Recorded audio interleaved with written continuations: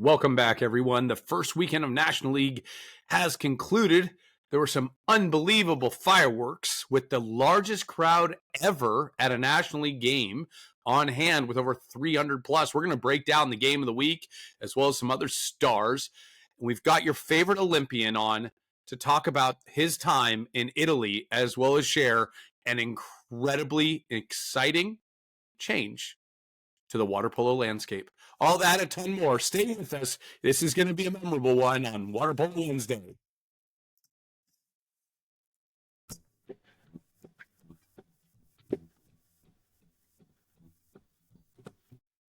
Welcome, everyone, back to Water Polo Wednesday with Wes and Clay.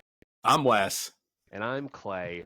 If you're listening on YouTube, do the subscription, like, follow, comment, all that, Spotify, Please. Wherever you are, do your thing. If you want to send us an email, you can do so, waterpolowednesday@gmail.com. So we are going to start with something a little different this episode because Lord knows we can't do the same thing for very long without getting an itch. We are introducing a new segment to this show called the Pro Reco Recap. Wes, take us through what this is and what the plan is here. Yeah, so look, I think at the end of the day, we want to continue to bring high-level water polo to the general public here in the United States. For right now, we feel like this is really one of the better platforms to do it because it's very hard to find the games. And, you know, I think even Adrian talked about it, right? It's very hard to see the games and whatever else. And so, you know, Pro Reco is the most storied program in the world. So for those of you who follow soccer, it's kind of like Real Madrid. For those of you who follow baseball, it's probably the New York Yankees. For anybody alive from 2000 to 2020, it's probably Tom Brady's Patriots that you kind of, you know, liken them to, right? So this is something where I think we feel that it's really important for us and for the community to be able to bring this high level water polo to you. And we're going to start off with, like, honestly, really simple stuff here. So I'm just going to roll some highlights and we're going to talk about this a little bit and talk about Pro Reco. That's okay with you, Clay? That's okay with me. Is that all right with you? Yeah, that's fine. Okay, give me 1 second and I'll pull this up. All right, so you've got Pro Reco, right? And they're the best of the best. You can see Fondelli here making a penalty shot. More than anything, right, we want to be able to show these clips. I think it's important to be able to watch film, and our next guest will talk about that. You can see Condemi there with the lean and finish, and the counterattacks, of course, staying on the legs. You can see the importance of the legs there. And just being able to attack. Now, obviously, Pro Reco is dominant in their league, so they have some talent here. That was a great shot, but not by Pro Reco. They have some talent here that's really, truly remarkable. De Fulvio, one of the most storied players for this team, a great skip there. You know, and you can see here's Larson, the U.S. that just finished at UCLA, a good post finish, nice job there. But this is some pretty high level stuff. These guys are in good position. Their hips are in good position. We're not going to break this down today, but we did feel like it was really important to be able to show this. Here's Bence Haverkamp, a member of the Hungarian junior team, coming in big. And, you know, if nobody's going to go to you, go ahead and finish the shot there. That was actually pretty quick. And Larson with the cleanup here was nice, being alert and on his legs. And so, you know, the game that we're seeing here is, you know, this is an Italian Serie A game. Larson being able to contribute pretty substantially with a couple of goals. Reco goes on to win this game pretty easily, I think, right? But not surprising, right? They've got so much talent, and you can see some of these are just tremendous shots. That one right there, probably 7 meters out, pinch, high corner, cross cage. Really, truly remarkable. And you can see the defense as well. The defenders are kind of like, what are we supposed to do here? Really high level stuff on your legs, ball up. Notice how the ball stays dry pretty much everywhere. Right, he's swimming in it. Ball never hits the water, right, staying on his legs. That's something that I think we have to do better of as a country, is the ball's got to get dry. That's an end of don't see that kind of shot power. No, you don't. Here. I mean, these are very special athletes. They're the best in the world. They are. Yeah. I mean, a lot of these guys are Italian national team guys.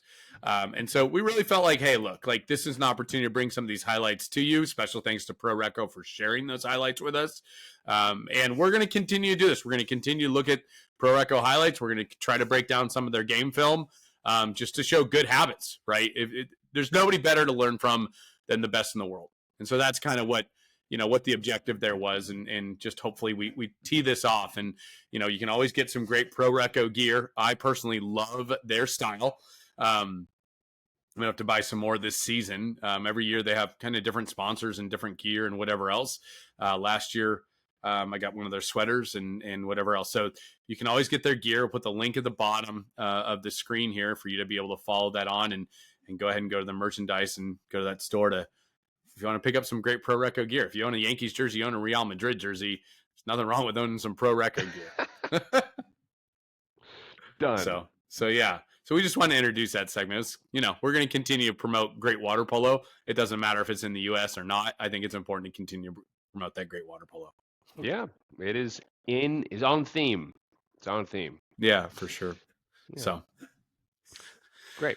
What do we got next, Clay? We're talking about Pro Reco. Are we going to be having Pro Reco people on the podcast? Well, that's a good question. So this next guest is probably your favorite, most well-known Olympian. His name is Ben Hallock. We feel very fortunate to have him on the show. We'll go ahead and transition to that interview now. I hope all of you are ready for this because he's about to share some information that is going to shock many of you. We'll be right back after this.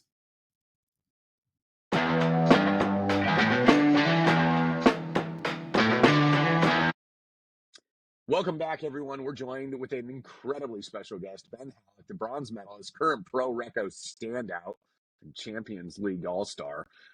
Ben, thank you so much for being here, man. I appreciate you taking the time. Yeah, happy to be here. Thanks for having me on. Of course, dude. Look, we've been following your career a really long time. We're going to start off with kind of like how you got here. So obviously you guys won a bronze medal this past summer in 2024. You've played in college, you've played in JOs, you've now played in the Olympics a couple of times.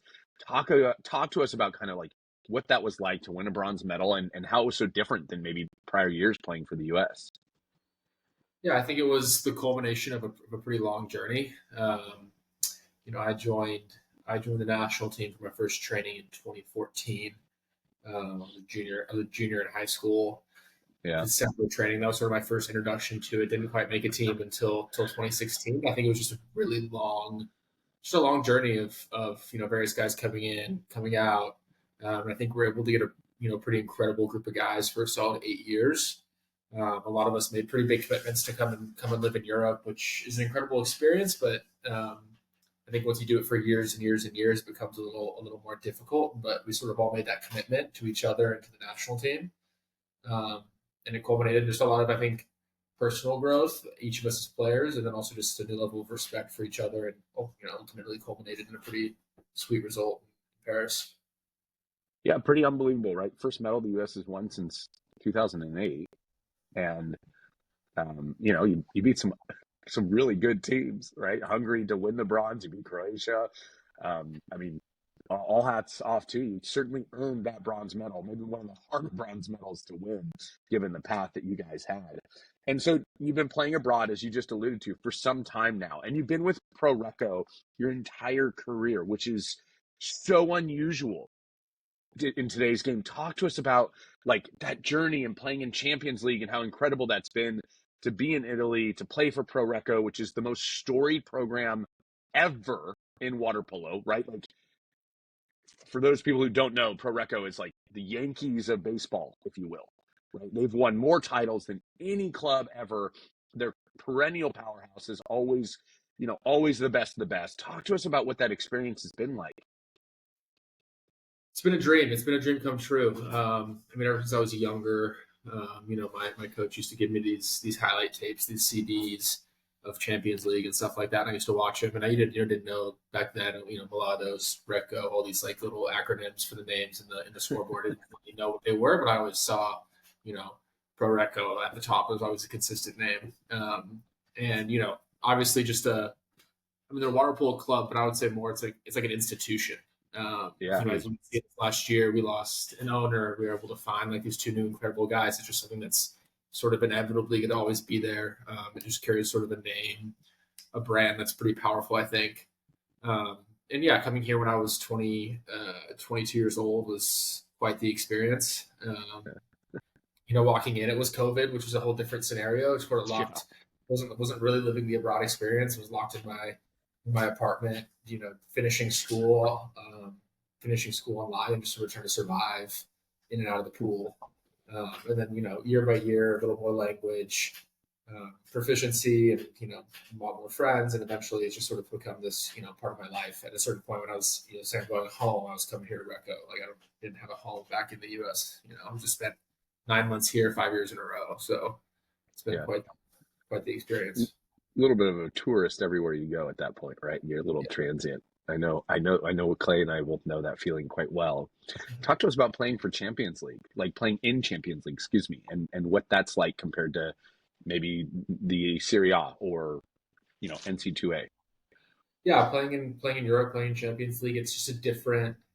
Playing in the Italian league is sort of a whole different animal in terms of refereeing styles and sort of play styles, and the culture of Italian water polo and how their play style, I would say.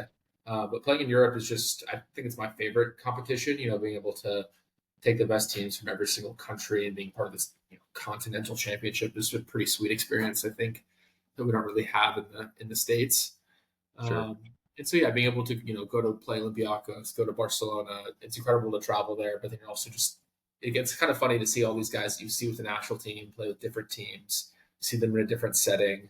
It just continuous reps against the best players in the world. And so you talk about that, right? Like you're playing against the best center defenders in the world. You're matched up with, some unbelievably talented center defenders. Who's the hardest center defender you have to play against, and why? Probably the guy that was here for not this year, but the last 4 years, Alexander Ivovic.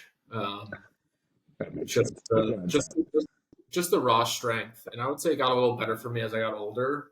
But it was when I walked in here, he was maybe 33 or 34, just a grown man, and there's no other way to put it. Just a grown, like when you say NFL guy, you just like look at their arms of like an NFL player, and you're like, oh my gosh, that was just him. You just you're like, what am I supposed to do here, guys?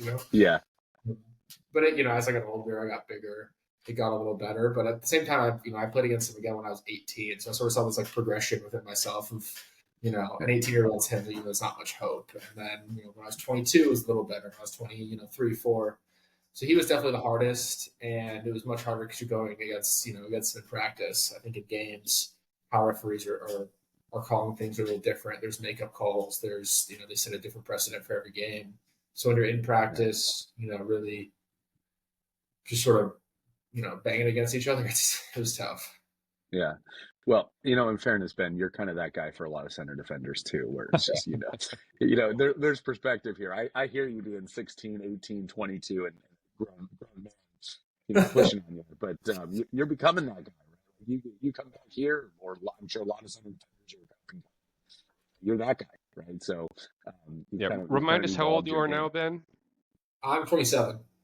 27. Have you noticed for yourself, talking about like that raw strength, like have you noticed, like talking about the center defender Ibrahimovic? Sorry, Ibrahimovic. I'm sorry, soccer. My bad. Talking about God, I bet him. He's got this true man strength. Have you noticed that true man strength come out for yourself yet, or do you still think that's yet to come? No, I think I've definitely seen it, and probably especially in the last 2 or 3 years. I don't really know exactly what it is. It's not a weight thing. I've weighed the same. Right. I think a month ago I was lighter than what I was when I went to the Olympics when I was 18. Actually, the weight thing hasn't fluctuated much. But I think it's just growing up and maybe understanding the position a little bit better and points of leverage and things like that. But I have seen it with myself, and I can't really attribute it to what it is because I honestly haven't seen massive gains in the last 4 years in the weight room, or again, just looking at myself. But it definitely exists. Yeah, old man strength is certainly a thing. So you'd say that maybe hit around 25? or so? Yeah. Like you started to notice a little bit of a difference? Yeah. Cool. Yeah, Just I for our would say listeners so. listening in, of like when can I maybe anticipate to have this like switch? Because so often our players here think that their college years are, their best years of athleticism. But Yeah. clearly there's so Yeah. much more to gain after Yeah, the I think fact. I used to talk about this, such a myth. I think when you come in as a freshman in college and all the seniors, like, I'm so old, like my shoulder hurts. No, you're 22 years old. You're not old. Like you're Yeah. up here and you're like you're the youngest. Well, you're basically a freshman again. I think it's just a more of a mentality thing of like, Yeah. you're the oldest one in the group, so you perceive yourself as being older. That's right. Yeah. It's interesting. So centers tend to have this like much longer life in our sport because it's not always that, it's not as quick twitch, if you will. It's more of the raw strength. And a lot of the times you see centers who are, yes, Clay, there's some quick twitch. Clay gets a little sensitive about it. But a lot of centers are like 32, 35, 36. I'd need to go back and look, but I think the Serbian centers were a bit older this last Olympics. Have you thought about that and playing into your 30s is something you like? Is that something you want to do? And I guess 2020 leads to the 2028 question of, is that a run you want to make? Yeah, I think the age of centers, I think it could be partially that where there's not maybe as much strain because you sort of have this longer motion turn. Like you look at center swimming, it's just much more of a elongated motion or whatnot, potentially less strain. I think potentially also there's just less good centers out there. So maybe they kind of keep that job opportunity a little bit longer than, a new 25-year-old left side guy who's going to swim twice as fast as the 35-year-old. And then 2028. I'm keeping my options completely open. I would say I haven't quite decided 100% yes or no. Now that you asked about that, this is going to be my last year in Europe. This has been my fifth year with Reco, and I'm going to go back and do my MBA. Back in the US, a goal that I sort of had for a long time was to always go back and get my master's. I'm going to pause you right there. So I want to clarify that so everybody understands this. This is your last season for the time being with Pro Reco. Yes. Okay. And so you'll be going back to Stanford for your MBA. Congratulations. Or you just got admitted. Thank you. And are you going to be, you're getting your MBA in the Graduate School of Business, which obviously top business school in the country. You're an Olympian. You went to Stanford undergrad. Hey man, what else are you going to be able to do? Right. So that's amazing. Are you going to be able to train while you're doing that? It's a pretty demanding 2-year program. For sure. I think it'll go in ebbs and flows. I think especially in the beginning, I'll kind of probably find myself pretty underwater in terms of the academics. But I think I'll be able to squeeze in full time here and there and keep a pretty regular training schedule, especially, facilities aren't too bad. There's no lack of pool space. Obviously, I know the coach very well, and so I think I'll be able to be in and out with the team as much as I can. Yeah. Well, congratulations. That's a pretty big. That's a more or less a defining moment for you. It's one chapter kind of ending, another chapter kind of starting, and whatever else. And I understand keeping your options open. And if you had it your way, would you play in 2028? As of now, today, we're not going to hold you to it, but yeah, I would say yes.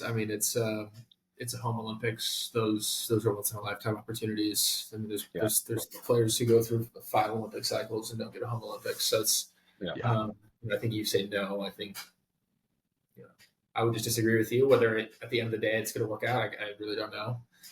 Sure. But yeah. Yeah. Every quad is a new cycle, right? Yep. And we had Adam Krikorian on a week and a half ago, and he talked about that. It may not be anywhere near the same team. Just depends on where everybody's at and who's participating and who's playing the best. And just because you played in the last Olympics doesn't guarantee you anything. Though you, of all people, being one of the best centers in the world, like we're lucky to have you, man. So it's really cool. What advice would you give to kind of young centers out there? Like in the US, what would you say to them to be like, hey, this is going to help your game, or these are some of the things that you should really focus on? I would just say watch as much high level water polo as you can. I would say maybe don't watch the last couple of years. I would try to find a little bit of older stuff. Okay. Because I think there's been a little bit, especially, and I completely understand what they're trying to do with water polo and how they're refereeing it, trying to have a lot more transparency on what is what is an exclusion, what isn't. So they're kind of, calling a lot more, but at the end of the day, no one's really changing. So it just turns into, a whole lot of man ups and man downs. But I would just say watch as much high level water polo as you can. I think you can take something from every person you see. Even if you're in high school and there's a good center in high school, you watch him and take something from him. Then go watch a college game and take something from, whether it's Papa Nicolau a couple years ago in college, or I'm not sure who the upcoming centers in college right now are. But just try to learn as much as you can, and just try to think about the position in a sort of like a theoretical approach, I would say, and just sort of, you control, the defender is reacting to you, I would say, and you can do whatever you want in that possession, to dictate what the defender is going to do. Whether it's you take one side, you take the other side, you let him, go around both sides. I was talking with Jack Larson, who's joined with here recently at Recco, and he was like, "So you don't care if I jump the high side?" I'm like, "No, I really don't. Like, it means you're just giving me more space and you're going higher. I don't care if you jump it twice. Like, yes, you won that mini battle twice, but I care about at the end of the possession, what our positioning's at. I don't really care about the first 15 seconds. It's going to be okay." And I think centers oftentimes too, these coaches are just take a side, and hold it. And they're forcing themselves into potentially a bad situation, or something like that. Yes, you also have the luxury of your perimeter players are moving that ball pretty darn quick, 100%. Right? Yeah, not necessarily having to hold aside because their ability to move the ball. So that's really, that's awesome. I appreciate that very much. I love film personally, and I think it's an underutilized component of the younger, kids' games. They play a lot of water polo, as you know, but there's not a lot of film watching in that sense. For 14, 15, 16, 17-year-old kids these days. So I think that's great advice. Clay, what else you got? Well, hearing that you were given CDs with game film on it back in the day, we didn't have YouTube at one point, but if someone were to go online and want to watch some games, I'm curious who your heroes were growing up. I think that's a really important piece to youth athletes aspiring to play for a long time, is seeing that LeBron James or Michael Jordan of their sport. So I'm curious who that was for you. Probably this guy named Boris Slokovic. He played for Montenegro up until 2012. Kind of had a short career. He retired at around 30, I think. But he was pretty much the best center in the world from ages 20 to 30, 2000 to 2012. And he played for Pro Recco for a number of years, won a couple Champions League titles. He played in Naples, I think, won a Champions title there. And then, I really liked his, I think we were similar in body type and sort of body movements. I was someone like Duško Pjelević, incredible center for Serbia, but I just couldn't really relate to him. He was 6'3", maybe 6'2", just really compact, extraordinarily explosive. And I'm I just don't, my arms can't move that fast for me. And it's not me. So I really appreciated his athleticism, his skill, the way he played the position. I think that's sort of, if any, I'd modeled my game after anyone, probably someone like him. Right. Yeah, it's amazing. And then what would be some of your favorite, drills conditioning wise as a center? I know, we hear legs feed the wolf. Is there any kind of go-to training that you'd recommend that coaches instill in their centers to build up that base strength for themselves? Yeah, I think one of those important things as a center is you have to be able to swim. And I think you need to be able to swim well, especially at a high level, because you can have the strongest legs in the world, but if you're using 60-70% of your energy just to keep up, in the middle of 25 meters of the pool, it's not really going to do any good when your heart rate's already at 170, when you arrive at 2 meters. So I think really the foundation of any athlete in water polo is being good at swimming. I think for a center, you don't need to be the fastest guy, but you need to be able to swim pretty fast without suffering, without spiking your heart rate to 170, 180 in the up and down, and sort of have this weird, long, efficient stroke. And that center, I think legs are extremely important, but I think understanding just how leverage works in the water is so much more important. Whenever I talk with someone, they're like, "Well, he's so much big. How do you how do you, back him up? Like, you ever wrestle when you're younger? You ever wrestle with your dad? Like, he was just way stronger than you, could just push you around. Like, what's the first thing you would do? You would go low. Like, you try to get his legs. It doesn't matter how big you are. You get someone's legs, they're going to follow. The same's in the water. We're just not standing on land. Is if you get someone's legs, they have absolutely no way to, transfer their energy against yours, and you're just going to blow them back to wherever they are. So I think, I think the legs, I think all that comes through just normal water polo training. I think definitely guys need to get better in specific areas, but I think just understanding the position and understanding how, really how bodies work in the water is a lot more important. Awesome. That's why I did not go far. Never became that efficient at swimming. And here we are. That's great. I love that. Very true. He's a terrible swimmer. Me and Jesse at the back of the line on sets. Yeah. That's surprising. Ben, thank you so much for being here, man. This has been a great honor for us to have you here. Obviously talk about your career, playing for Pro Reco, playing in Champions League, NC2A, and now coming back for NBA. Appreciate you sharing that kind of news with us. Is there anything else, we kind of like to open this up here, and is there anything else you want to talk about or share? Like, the studio's yours, as we like to say. I think an opportunity for our, few hundred viewers to learn something or hear from you is, floor's yours to talk about it. No, to be honest, I don't have much. I think just for all young water polo players, just be students of the game. Just watch as much as you can, ask as many questions, and just be curious. I mean, just enjoy it. I think sports doesn't last forever, and if it's your passion, then follow it. Yeah, very cool. Well, Ben, thank you so much. This has, again, been awesome, and we're excited for you, excited for Pro Reco this year. You guys are off to a very good start, obviously. Got a great team, and we'll be watching every chance we get, man. So thank you for taking the time. Thank you. Thank you, guys.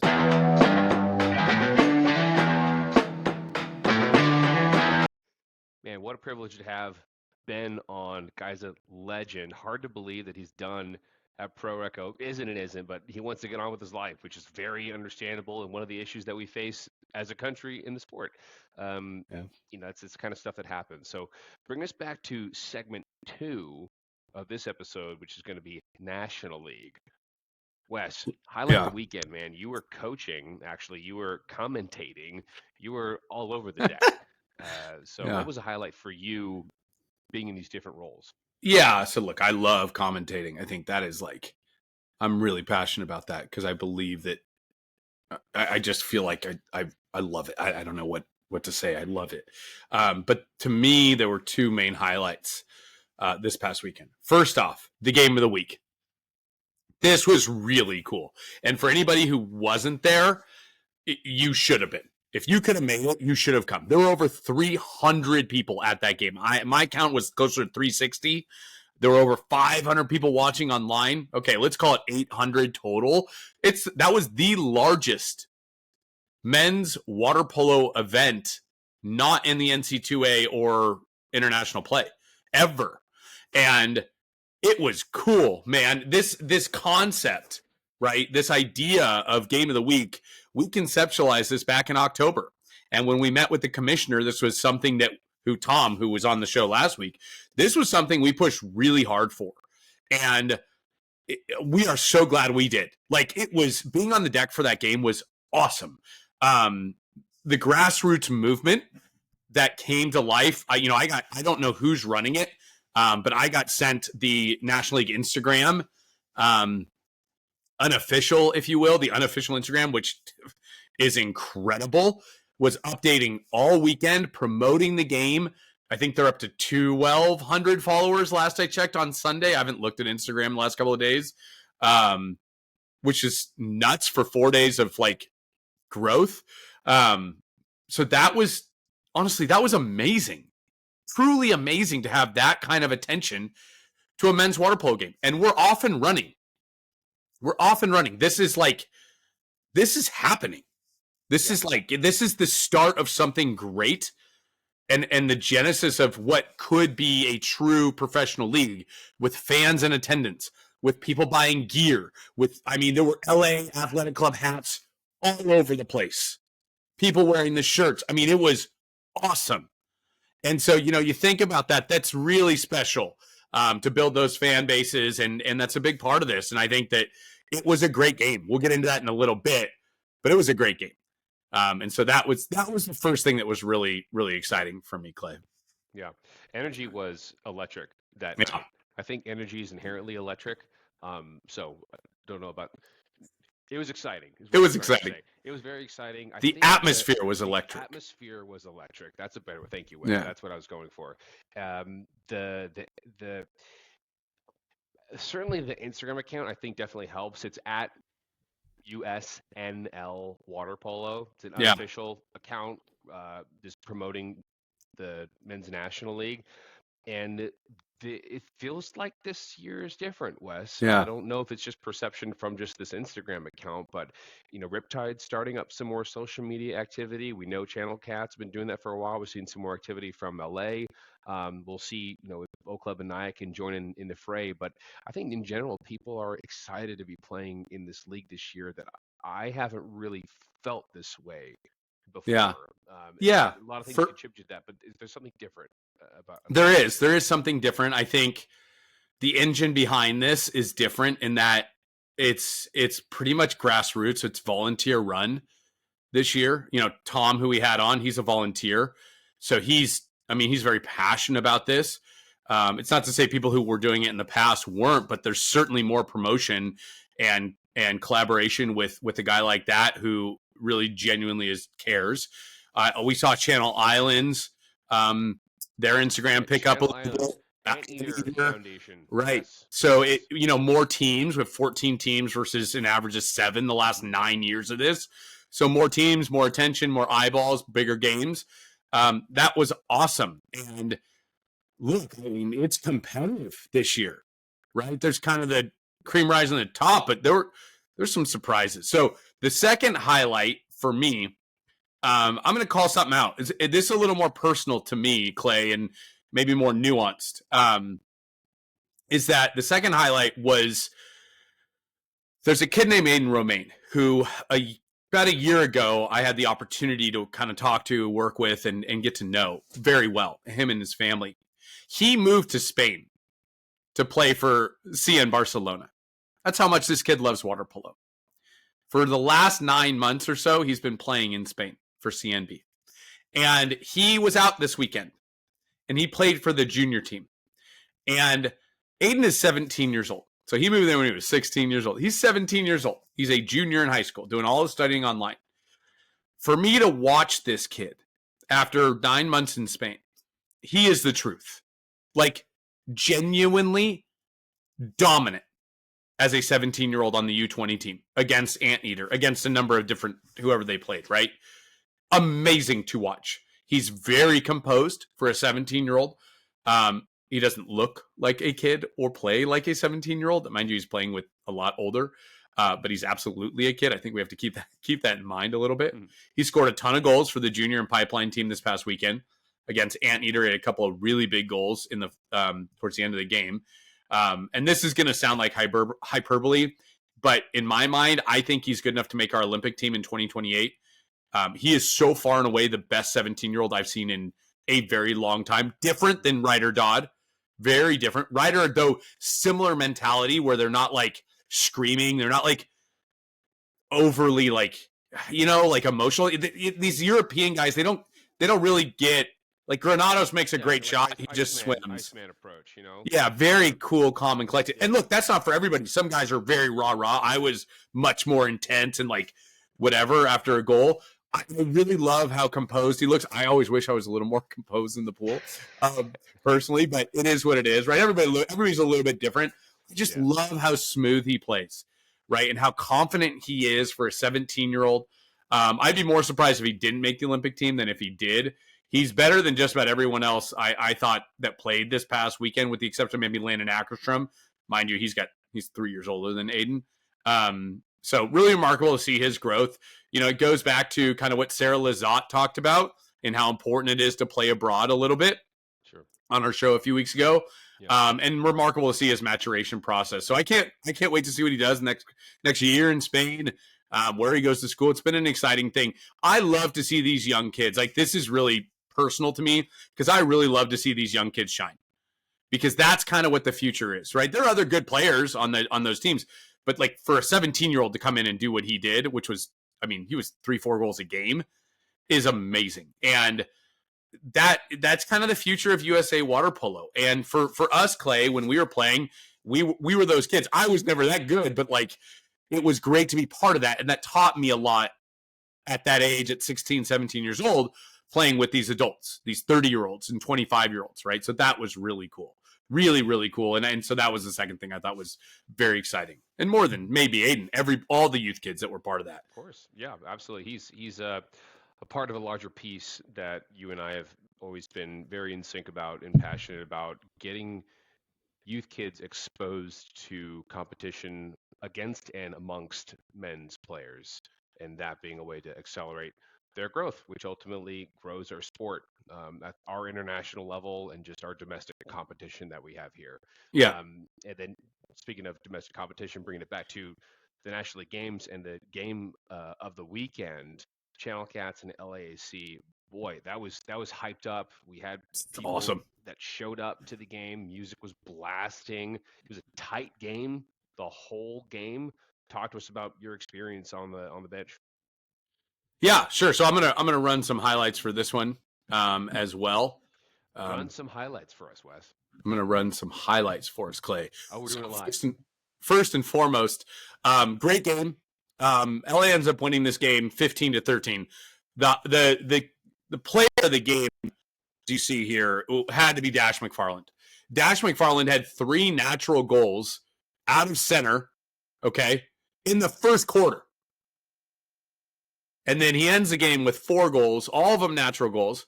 And I mean, that was huge. On the other side of it, Brendan Japyash, who you're seeing, unfortunately, getting scored on here.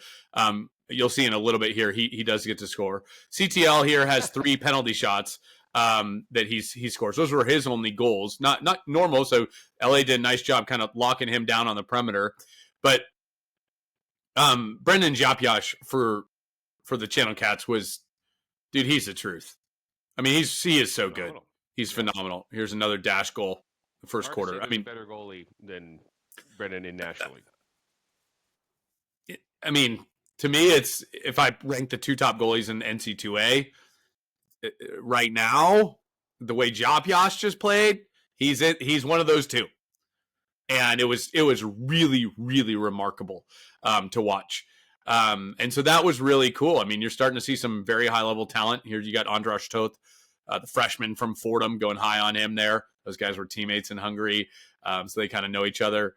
And so that was amazing. It was, again, the atmosphere was electric.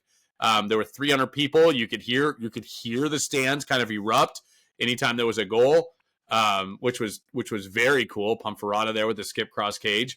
And so, you can see this neck and neck. This game's back and forth. Channel Cats took the lead in the fourth quarter. Actually, they started the quarter down 2 goals, scored 3 unanswered goals, and took the lead, I think, 10-9 before LA Athletic Club kind of stormed back and took a 14-10 lead. Scored 5 unanswered goals, and that game ended up 15-13. I think it was 15-12 till about 10 seconds left. I think they got a late goal. And so, obviously LA Athletic Club with some pretty talented guys. You see Casabella here. You saw Pamferrata. This is Shamu Biros. Shamu Biros, as we've talked about, he's from Eger, Hungary. I trained with his father, who's a 3-time Olympic gold medalist. Some very good players in this game. And look, it just didn't disappoint. Great lob there by Matea. So, like, more than anything, I loved how exciting this was. Like, it wasn't clean. It was, like, in the sense of, like, perfect water polo, but guys were playing really hard. And so that was a lot of fun to watch and be a part of.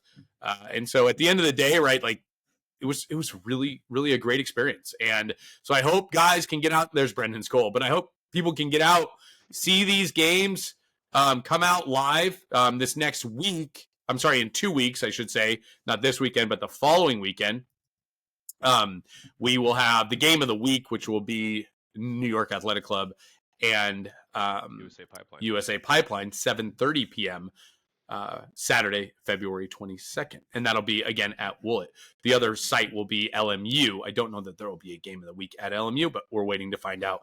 They adjust the schedule this week, and we'll know more. So, look, it was a great match. It was awesome to see the high-level talent.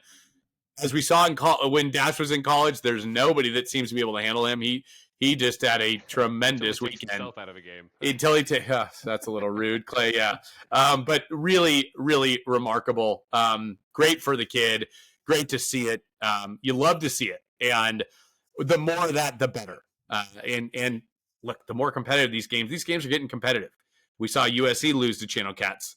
I'm sorry, NL Trojan lose to Channel Cats this weekend. You have to be careful, right? Like, it's not USC, it is NL Trojan lose to Channel Cats. But then you saw NL Lions giving Channel Cats a really tight game. 9-9 with 10 seconds left. Yeah. Leo Uno makes a game winner. Good for Leo. Good for the Channel Cats. Look, I mean, the Channel Cats are for real. Like, they're for real. They're working their tails off. You can tell that they're playing together. Mm-hmm. Their ceiling maybe isn't as high as other teams, but as we've always talked about, good teams beat great talent all the time. Yep. And they're a good team, man. They're going to they're very with Jopyash in the goal. I mean, if that guy has a game where he's just like that, nobody's scoring, they're going to be in every game. Yep. So, really cool to see. Really cool to see. If you want to catch that game or any of the other games, those are available to stream on overnight. So you can tune in there if you weren't able to catch it. And we do stress that these are games to make. These are games to attend. This is something to build as a water polo family and community. If you want to see the sport grow, if you're one of those people that are always asking, why isn't there a pro league of water polo in the States? You can help be an answer to that by attending these games. And you can follow USNL Water Polo on Instagram for information as a consolidated place for what to look forward to.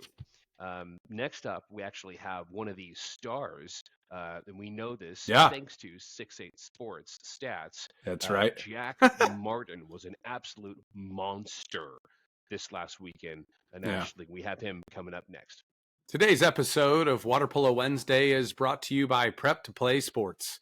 At Prep to Play Sports, we believe every young athlete deserves the tools and support to unlock their full potential and stand out in the competitive world of college sports. Prep to Play Sports is a platform specialized for water polo players, offering personalized game film reviews, custom training and nutrition plans, and recruiting guidance, all from Division I athletes, strength and conditioning coaches, and nutritionalists. By connecting athletes with experts who know what it takes to succeed, Prep to Play Sports helps players take their game to the next level to secure their dream recruiting offer. Visit prep2playsports.com to learn more.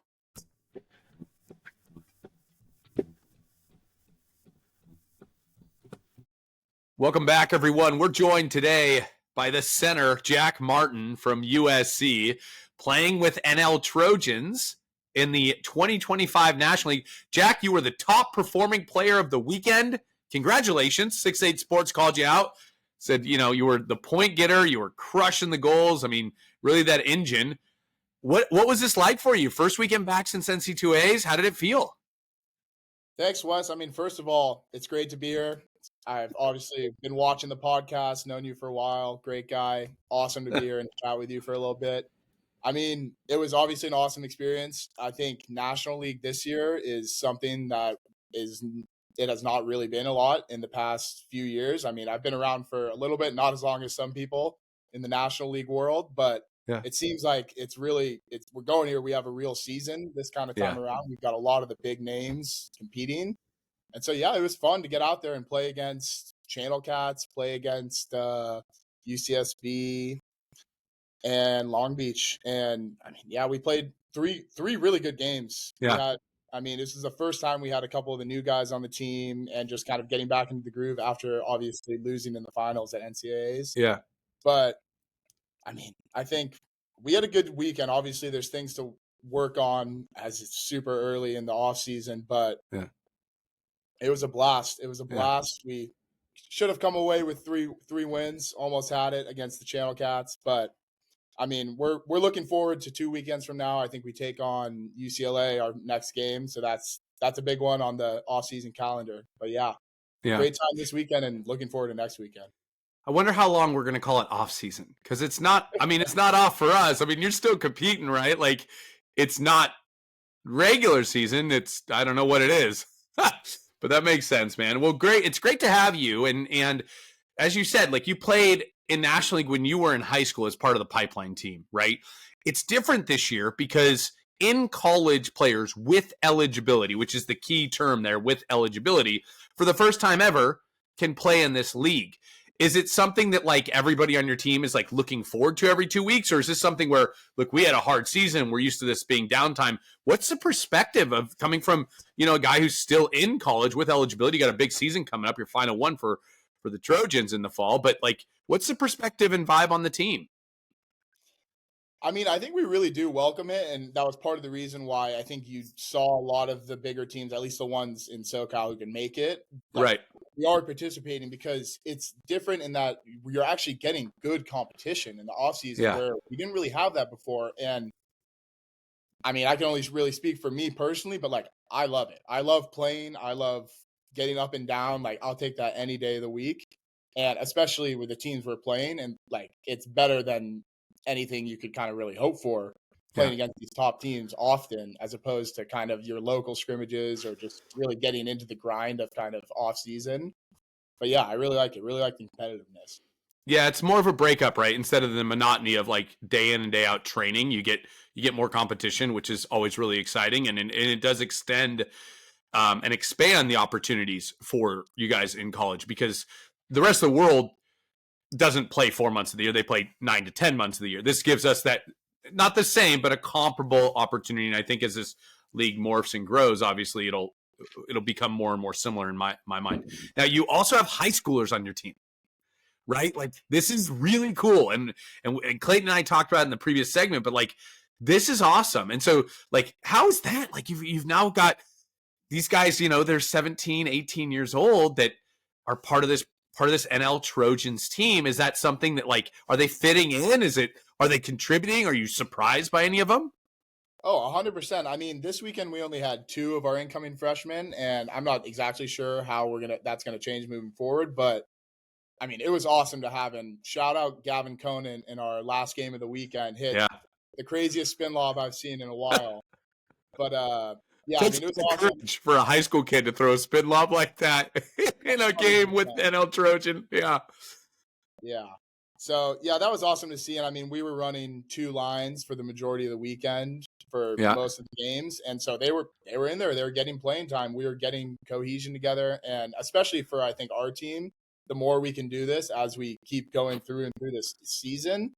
We have a lot of guys coming in, and I think that experience that you're getting actually playing real competitive games with these guys is super invaluable, especially as like you said before, I did play in high school in some of these games, and it is like night and day different to experience that coming out of high school. And I think that getting a little taste of it before you're kind of thrown right in there is really, really good for those guys. Yeah, that's good feedback, actually. And we've seen that as well with our youth program at LA Athletic Club. Like, the youth kids who come in who are in high school, they're done with high school, but they're not in college, right? It's that gap period. They really value that time practicing and playing with LA Athletic Club, because it does prepare them for college much better than really high school would. Because, as you know, it's like you're a freshman, you're 18, you're playing against sometimes 24-year-olds, right? Like that's 6 years of growth. And for men, we develop later, and 24 is not the same as 18. Like, even 29 to 24 is a huge gap, right? So those years are very, very important. And that experience is for sure. Talk to us. What's a game you guys are looking forward to? Anything circled on your calendar? I mean, I think in the short term, we have, like I said before, we have UCLA. I think the first game next week, or next, I think 2 weekends, the next National League date we're competing in. And I believe we also have LA Athletic Club that weekend. So those are going to be 2 big games, I think, that we're focusing on right now. We're getting our conditioning up this week, and then are going to really hone in on trying to get down some of the game plan pieces. But really excited, looking forward to taking on some of our former players as well as some rivals. Yeah, Carson Kranz and Max Miller, you heard it here first, guys. Jack Martin is coming for you. So we're excited. We're certainly excited to match up against you and go to battle there. It'll be a good game. We'll be at LMU in 2 weeks. And this gives everybody an opportunity to continue to compete. And I think that's really exciting. Anything else you kind of want to share, man? Like this is really cool to have you, and really honored you'd hop on after such a long weekend. I know school is very demanding this time of year, but anything you'd like to share on this? I mean, I don't got much in mind. I think I really did just want to come on, say hello. It's great to be on here, talk about the weekend. I really am excited for the rest of the whole circuit going through the rest of kind of these months leading into Senior Nationals, Fisher Cup.